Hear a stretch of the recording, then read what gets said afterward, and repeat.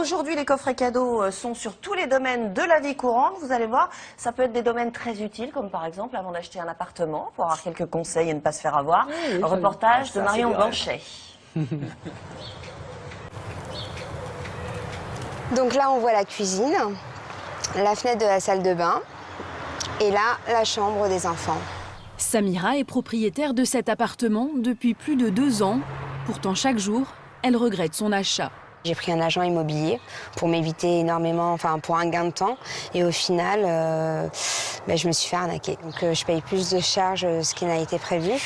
La taxe foncière, pareil, a été annoncée d'un montant inférieur à celui que je paye actuellement. Donc ça a été une grosse déception parce que si j'aurais eu les informations réelles par l'agent immobilier, je n'aurais pas acheté cet appartement. Aujourd'hui, pas question de rester les bras croisés.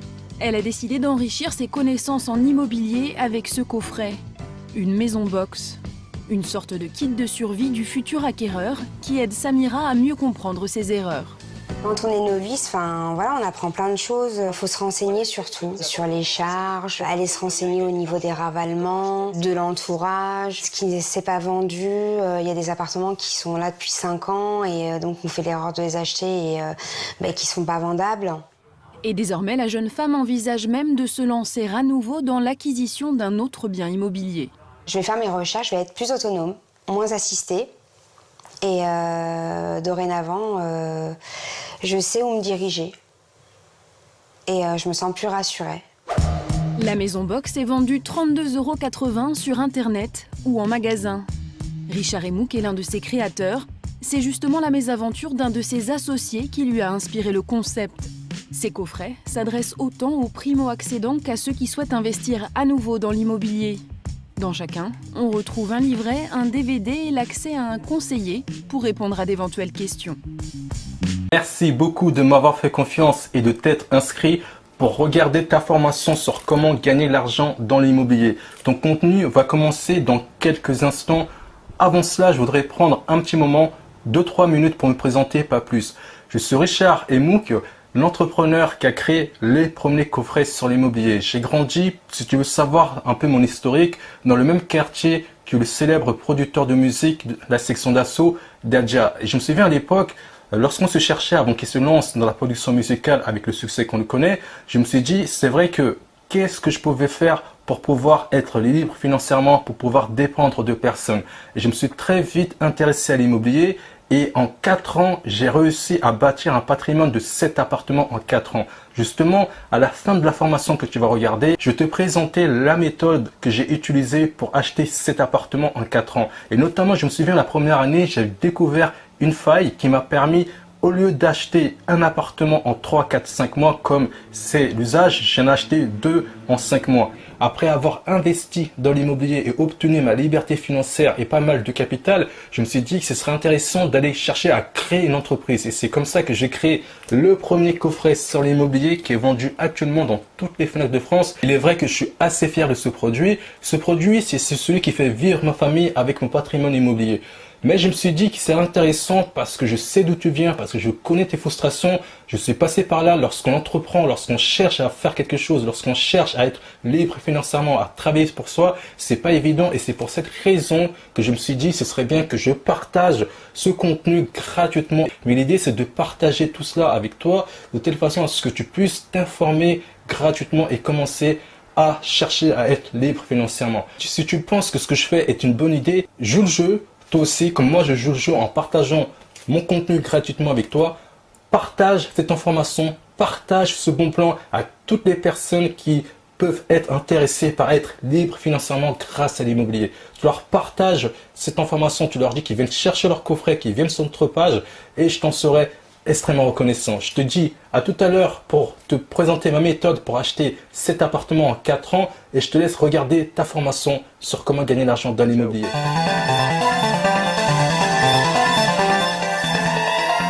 Bonjour à tous et bienvenue dans Au meilleur conseil. L'immobilier est depuis toujours une valeur refuge aux yeux des Français. En effet, vous êtes un peu plus de 700 000 à sauter le pas en moyenne chaque année. La grande majorité achète soit pour acquérir une résidence principale, soit pour faire un investissement locatif hors régimes spéciaux. Aujourd'hui, rien n'est plus si sûr qu'avant et vous êtes de plus en plus nombreux à vous inquiéter pour votre retraite. C'est pour cette raison que beaucoup d'entre vous souhaitent juste investir dans l'immobilier afin d'avoir un revenu complémentaire. D'autres, un peu plus téméraires, rêvent de réaliser une forte plus-value à court terme. Mais quand on parle d'immobilier, il faut aussi parler de sa fiscalité. Nous allons vous aider à mieux la comprendre afin que vous puissiez bien investir. Alors comment réussir son opération sans pour autant tomber dans les pièges méconnus du grand public? De la fiscalité de l'impôt sur la fortune en passant par comment réaliser des économies, voilà les thèmes que nous aborderons dans ce séminaire. Et voici tout de suite le menu.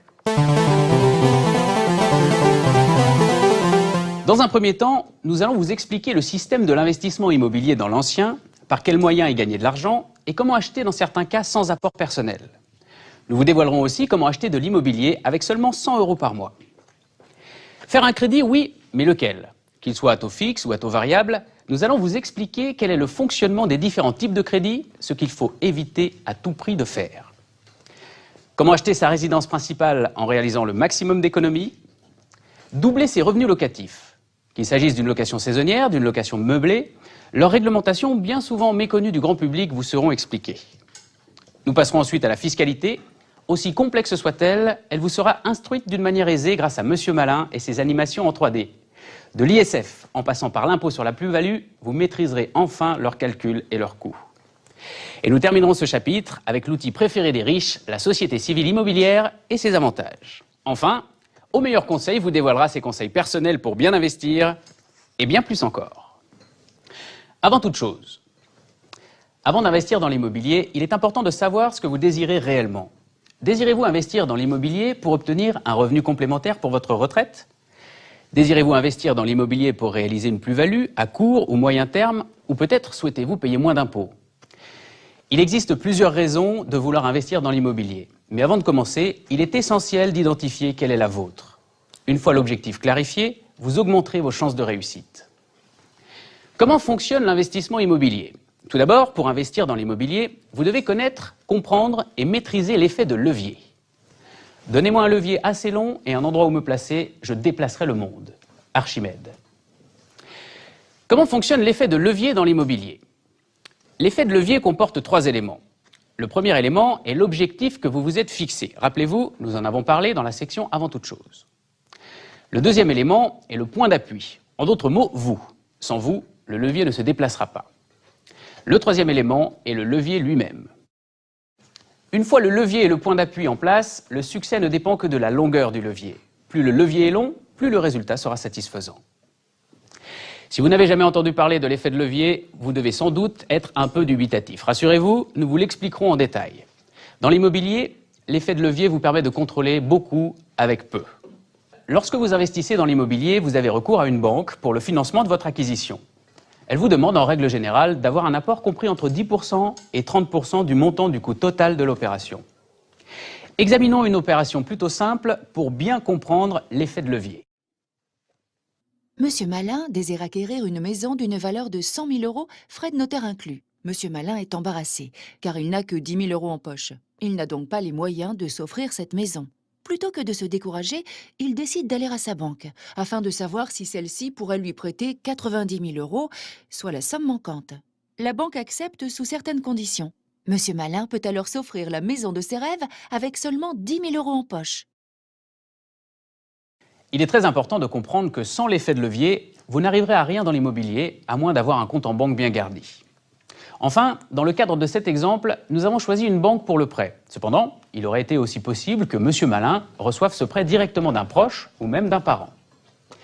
Il est possible de pousser au maximum l'effet de levier en investissant un minimum d'argent ou même dans certains cas, pas un seul euro. Nous examinerons cette possibilité sous peu.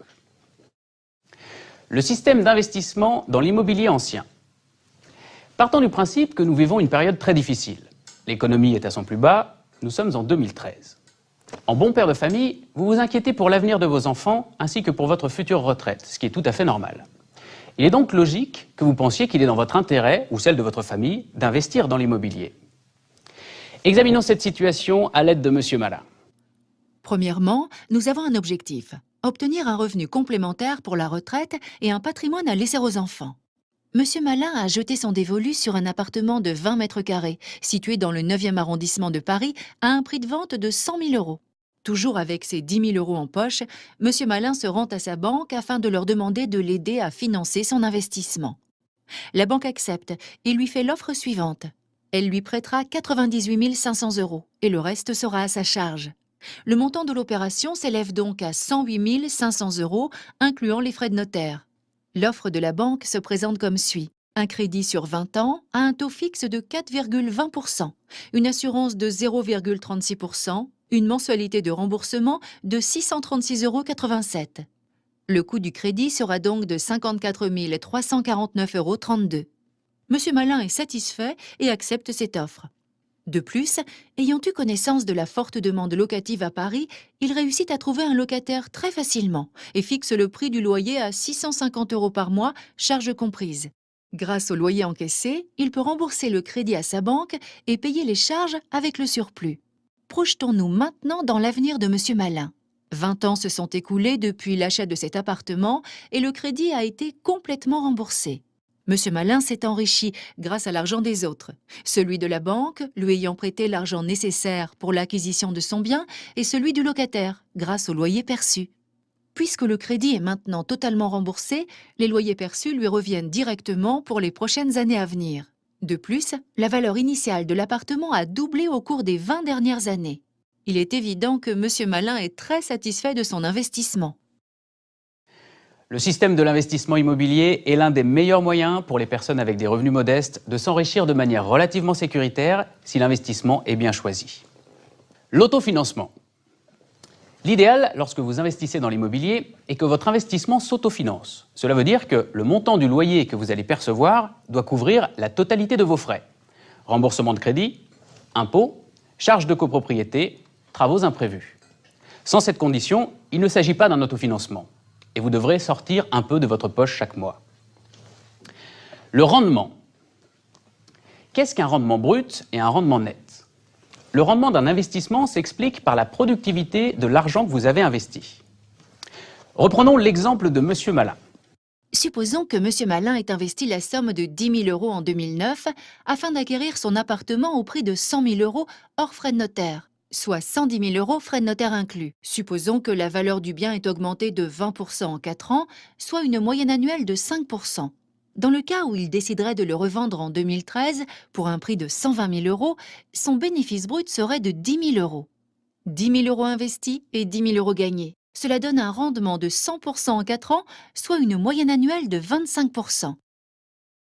Abordons maintenant le rendement annuel brut des revenus locatifs. Il se calcule de la façon suivante. Le montant total annuel du loyer divisé par le prix d'acquisition incluant les frais de notaire. Si nous continuons avec l'exemple de Monsieur Malin, qui loue son appartement au prix de 636,87 euros par mois hors charge, nous arrivons à un loyer annuel de 7 642,44 euros que l'on divise par 100 000, valeur de l'appartement, en plus des 8 500 euros de frais de notaire. Nous obtenons donc un rendement brut de 7%.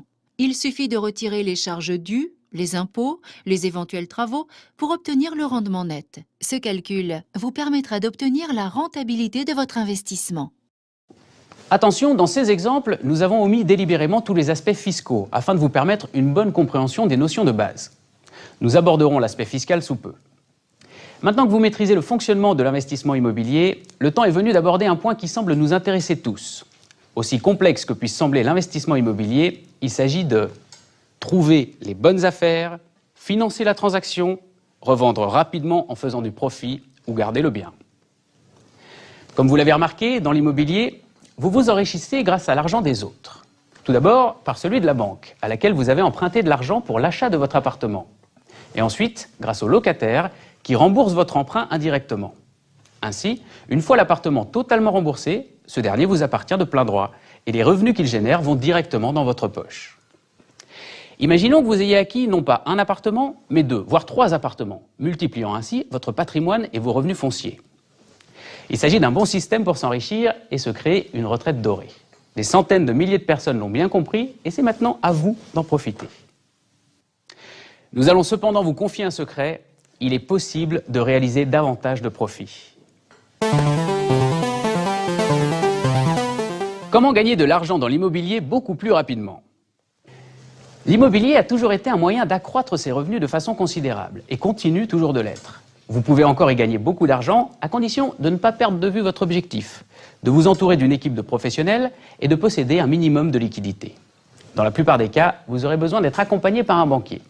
Attardons-nous dans un premier temps sur la meilleure façon d'investir dans ce marché, puis dans un second temps sur le rôle que jouent les banquiers dans ces investissements. Une bonne affaire. Supposons que vous vouliez gagner le maximum d'argent possible, le plus rapidement possible, avec un seul appartement. Cet investissement pourrait-il vous rapporter 100 000 € en moins de 3 ans? La réponse est définitivement oui. Que cela soit dans l'immobilier ou dans tout autre secteur d'activité, pour y parvenir, la formule demeure la même, acheter au prix le plus bas possible pour revendre à un prix le plus élevé possible. Afin de comprendre comment y parvenir, nous devons revoir les principes de base. Il faut être animé d'un rêve bien défini, notre objectif, s'entourer d'une excellente équipe, s'assurer de posséder un minimum de liquidité et avoir l'expertise nécessaire pour mener à bien le projet. Vous devrez ensuite vous concentrer essentiellement sur la recherche de bonnes affaires. Voici ce que vous devez rechercher. Les occasions de rabais. Cherchez des vendeurs souhaitant se départir rapidement des biens dits en difficulté. Ceci pour des raisons diverses, pouvant être liées à une inondation, une catastrophe naturelle, un divorce, etc. Essayez de trouver des vendeurs devant liquider leurs biens immobiliers afin de répondre à un besoin de liquidité. Pour ce type de vendeur, la tranquillité d'esprit est plus importante que la possession de biens. Cherchez des biens immobiliers qui peuvent être convertis pour un tout autre usage. Des terrains non constructibles pouvant devenir constructibles. Des appartements pouvant devenir des locaux à usage professionnel, comme des bureaux, des cabinets, etc. Sachez que convertir une propriété pour en modifier son usage peut augmenter considérablement sa valeur et son revenu locatif. Recherchez aussi les biens immobiliers délabrés qui doivent être rénovés. Une rénovation majeure peut augmenter les loyers de façon substantielle.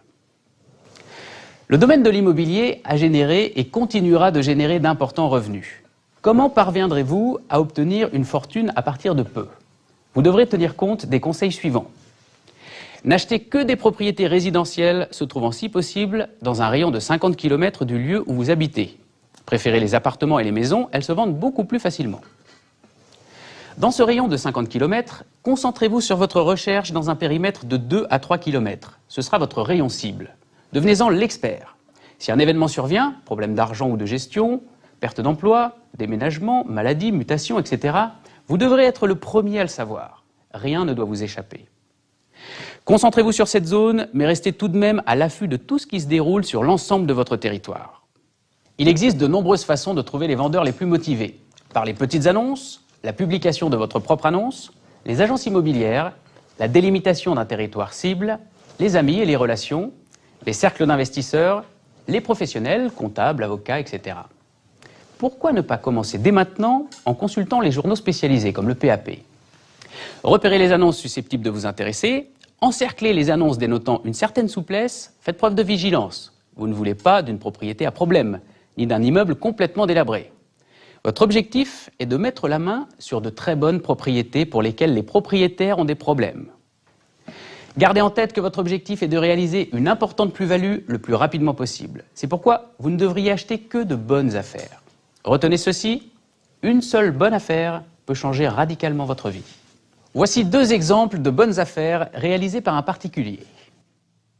Au début de l'année 2010, Jessina, une société foncière, eut un besoin de liquidité pour réorienter ses investissements. Elle mit en vente une résidence de 3 immeubles situés dans le département 92. Cependant, les investisseurs et les particuliers, encore perturbés par la crise immobilière de 2008, ne se précipitèrent pas pour acheter ces lots. La société foncière, inquiète, diminua les prix de 20%. Tous les lots furent vendus en l'espace d'1 semaine. Monsieur Malin faisait partie de ces chanceux. Étudions ce qu'il a acheté. Un 3 pièces de 64 mètres carrés 30 avec 2 chambres à rénover pour un montant de 184 000 €, ce qui revient à 2 861 € le mètre carré. En début d'année, le prix moyen du mètre carré dans ce secteur se situait aux alentours de 3 800 €. Vers la fin de l'année et au début de 2011, les prix dans ce même secteur ont augmenté de 15%. Un seul mètre carré coûtait en 2011 4 300 €. Monsieur Malin, flairant la bonne affaire, mit en vente son bien qu'il avait payé 184 000 € un an auparavant et trouva un acheteur au prix de 260 000 €. La plus-value de la résidence principale n'étant pas taxable, son gain fut de 76 000 € net. Un autre exemple. Au début de l'année 2010, Monsieur Malin fit l'achat d'un appartement de 13 mètres carrés 50 pour un prix de 80 000 euros dans le 9e arrondissement de Paris, soit 5 925 euros du mètre carré. Après avoir acheté les parties communes à la copropriété, 3 mètres carrés, collés à l'appartement, et fait des travaux nécessaires pour transformer l'appartement en un produit de très haute qualité, budget des travaux 20 000 euros, rachat des parties communes inclus, le prix du mètre carré dans le quartier augmenta de 37% au cours de l'année 2010-2011.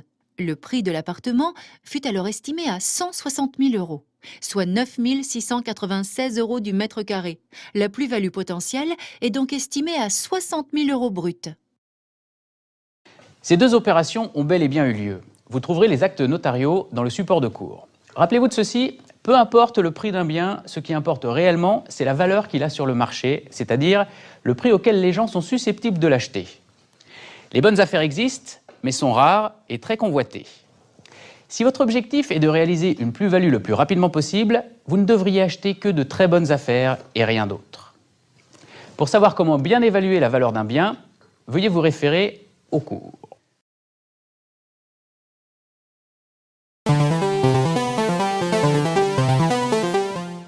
Voici notre chapitre spécial, les conseils d'Au Meilleur Conseil. Tout d'abord, comment bien acheter ?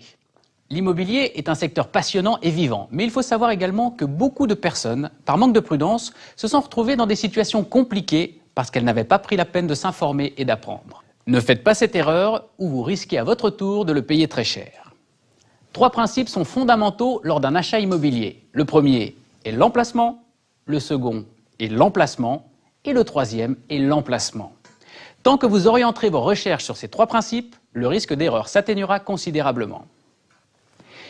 Les gens veulent vivre là où il y a des transports, des commerces, des écoles. Ce sont ces emplacements que vous devrez privilégier, de sorte que lorsque viendra le jour où vous souhaiterez revendre, vous trouverez facilement un acquéreur.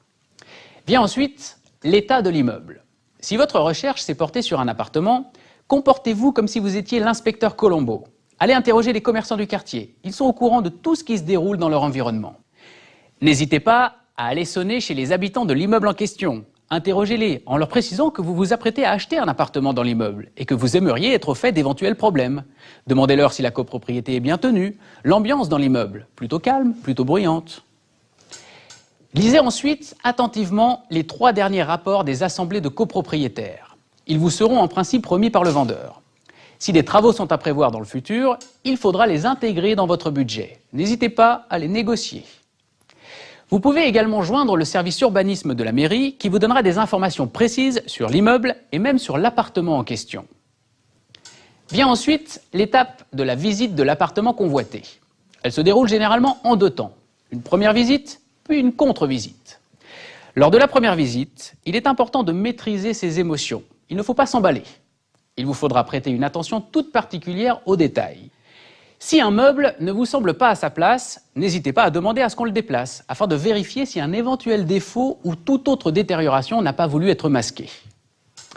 La contre-visite est généralement l'occasion de valider ses premières impressions et de confirmer ou non votre engagement. Elle vous permettra par la même occasion de vérifier tous les détails. Généralement, les gens vendent pour acheter plus grand ou pour toute autre raison d'ordre privé. Un conseil, évitez de leur poser la question. Il y a de fortes chances qu'ils se braquent. Comment bien négocier son prêt ? Nous vous conseillons de favoriser les crédits à taux fixe et de vérifier la modularité de celui-ci. De cette façon, le jour où vos revenus évolueront, vous pourrez revoir la mensualité de votre remboursement, soit à la hausse, soit à la baisse, selon le contexte. Les banques ne vous prêteront pas d'argent si votre dossier leur semble trop risqué. Le banquier scrutera à la loupe vos 3 derniers relevés bancaires ainsi que votre avis d'imposition. Aussi, avant de vous présenter à lui, assurez-vous que votre dossier soit propre. 0 crédit à la consommation, pas de dépassement de découvert, aucun chèque rejeté, pas de carte type Cofinoga, bref, un compte de préférence créditeur avec en plus des économies. Voilà ce que les banques appellent un bon dossier. Mettez les banques en concurrence entre elles. Par mesure de sécurité, vous pouvez monter votre dossier de prêt avec plusieurs organismes privés et ne garder qu'une seule offre définitive. Rien ne vous l'interdit. En effet, il vaut mieux avoir 2 offres de prêt définitives et n'en garder qu'une que de faire confiance à un seul service pour que finalement celui-ci vous fasse défaut. Ce cas est déjà arrivé. Rappelez-vous, un banquier est un commerçant. Son travail est de vous vendre ses produits. N'hésitez pas à négocier sur absolument tout. Acheter sa résidence principale ou faire un investissement locatif. Il n'y a pas de vérité absolue sur cette question. Tout dépend de l'objectif de chacun. Cependant, certains petits malins ont trouvé un compromis pour gagner sur les deux tableaux. Reprenons l'exemple de Monsieur Malin qui a réalisé une plus-value en 12 mois de 76 000 € en revendant sa résidence principale. Partons du principe qu'en 5 ans, il trouve une affaire similaire et réalise cette fois encore une plus-value de 75 000 €, portant ainsi son gain à 150 000 €. Monsieur Malin, au lieu de le consommer, place ce gain dans un compte rémunéré à 10%. Son capital lui rapportera un revenu annuel de 15 000 €, c'est-à-dire 1 250 € par mois à vie. Ceci est purement hypothétique, mais la réalité est bien là. Faire comme tout le monde n'est pas forcément gagnant. Nous vous rappelons que, si vous avez bien suivi le cours, la résidence principale n'est pas taxable en cas de plus-value et vous pouvez le faire autant de fois que vous le désirez si vous êtes résident en France, rien ne vous l'interdit. Attention toutefois à la qualification en tant que marchand de biens. Il n'est pas dit qu'à l'avenir cela ne change pas, bien au contraire. Ce qui est vrai aujourd'hui n'est pas assuré de l'être demain, alors profitez-en.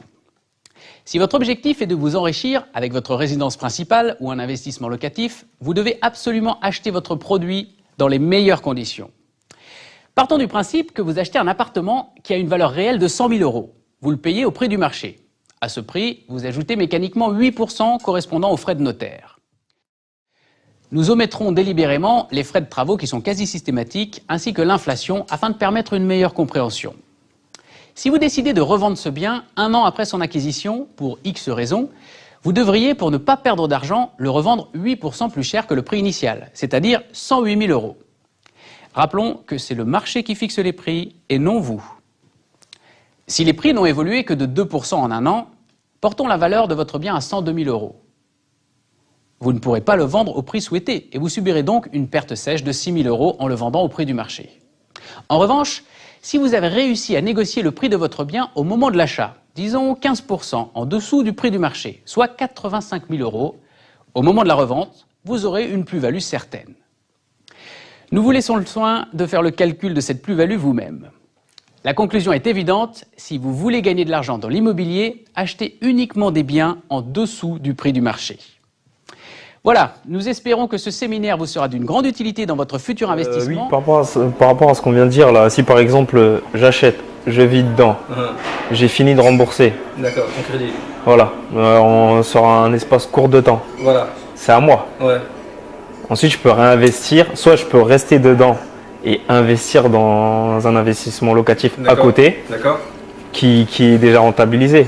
Alors, que je comprenne bien ta question là, tu me dis que si tu achètes, en fait, ce que tu veux essayer de faire, c'est de trouver une stratégie où tu vas pouvoir avoir une rente rapidement.